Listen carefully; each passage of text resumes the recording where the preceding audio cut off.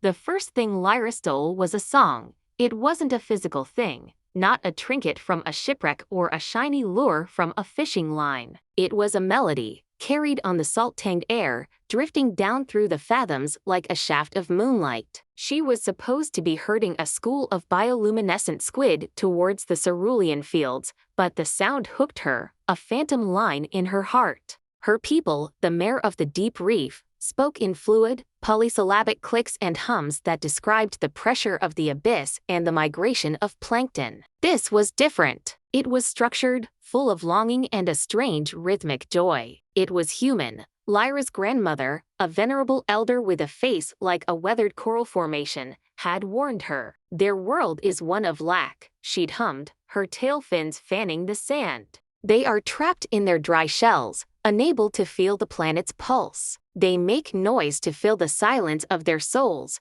but this noise was beautiful." So Lyra began to collect. She became a thief of the surface world. She stole the brazen clang of a ship's bell, the mournful creak of a wooden hull, the distant, joyful shouts of children on a distant shore. She stored them in her mind, weaving them into the complex sonic tapestries of her own people's music, creating something entirely new and secretly, thrillingly, her own. Her collection grew bolder. She stole the scent of rain on a parched land, a dry, electric smell that was utterly alien to the wet world. She stole the warmth of the sun on a floating piece of driftwood, a heat that was fiercer and more direct than the filtered light of the sea. And one day, during a storm that churned the ocean into a fury of whitecaps, she stole a glimpse. A ship was foundering. Amid the chaos, a man was thrown overboard. As he struggled against the waves, his eyes, wide with terror, met hers. For a second, the storm seemed to hold its breath. He saw not a monster, but a creature of impossible grace, her hair a dark cloud in the water, her silver-blue tail flickering with the lightning above. She saw not a clumsy, air-breathing brute, but a soul, vivid and afraid. Before she could think, she pushed a piece of wreckage towards him, her hand brushing his. The touch was like a spark. Then she was gone.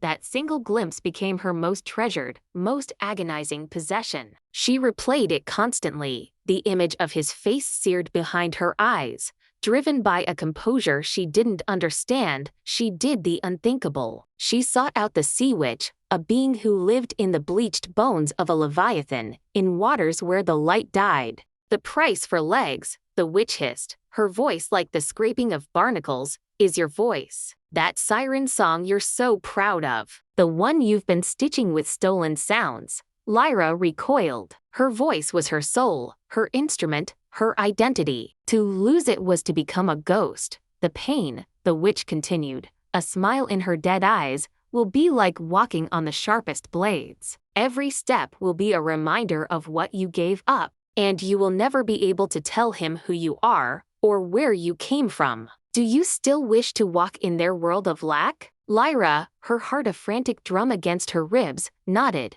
The transformation was an agony beyond any blade. It was a crushing, drying, breaking feeling. When she woke, washed up on a sandy cove, she had two pale, unfamiliar limbs. She tried to stand and cried out in a silent scream, the pain shooting up her legs like 1,000 urchin spines. He found her. Elias, the sailor she had saved. He was the keeper of the lighthouse, a quiet man with eyes the color of the sea after a storm and the same loneliness she sometimes felt in the deep. He took her in, this mute, beautiful foundling with the strange sea-deep eyes. She learned his world. She learned the exquisite torture of shoes, the strange comfort of a woolen blanket, the simple magic of bread. She learned that the song she had first stolen was a shanty he sang while mending his nets. She would sit with him in the lantern room of the lighthouse, the great beam slicing through the night, and he would talk to her, filling her silence with stories of his life.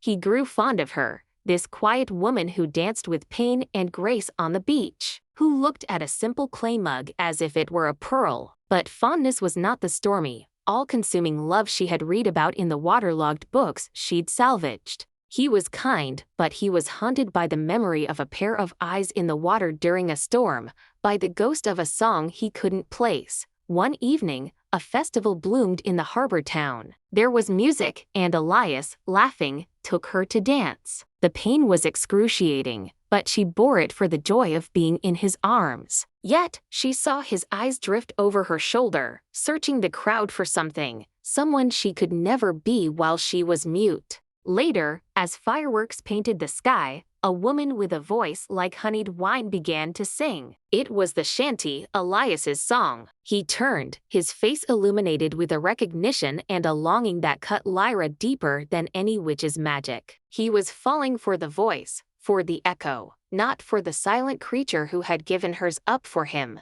The truth crashed over her then, colder than the deepest trench. She had not come here to make him love her. She had come because she loved his world, the music, the stories, the fragile, fierce beauty of a life lived against the elements. She loved him, not as a prize to be won, but as the brilliant, flawed, wonderful embodiment of it all. Her sacrifice had been for her own desire, not for his. As the last firework faded, she took his hand and led him to the end of the pier. She pointed to the sea, then to her own chest, and finally to him. Tears she didn't know she could cry streamed down her face, tasting of salt and sorrow. She had no voice to explain, no song to weave the truth, but she had her hands. Slowly, painfully, she began to move. She didn't dance like a human. She danced like the sea. Her arms became waves, her twisting body a current, her flowing hair the kelp forests of the deep. She danced the story of the mermaid who fell in love with a sound, who traded her soul for a glimpse, who learned that love was not possession, but release. She danced her goodbye. Elias watched, the town's laughter fading behind him. He saw not just a strange, beautiful pantomime, but a story unfolding in the moonlight. He saw the storm, the sinking ship, the eyes in the water. He saw the sacrifice. The truth didn't come to him as a shout, but as a slow, dawning tide. He didn't speak. He simply reached out and took her hand, his own eyes full of an understanding so profound it felt like coming home. Lyra did not get the human love she thought she wanted. She got something rarer, an understanding. She stayed, not as his silent wife, but as his strange, miraculous friend. She taught him the language of the tides and the secrets of the deep, not with a voice, but with a presence. And he, in turn, gave her a place in his world, not as a stolen creature, but as a bridge between two realms. And sometimes, on quiet nights, when the moon was full and the sea was calm, she would sit on the rocks at the water's edge, her feet submerged in the soothing coolness, and she would feel the ocean's pulse in her human heart. She was no longer a thief, but a keeper of two worlds, silent, but finally, completely whole. The end. Thank you for watching, and please don't forget to like, share, and subscribe.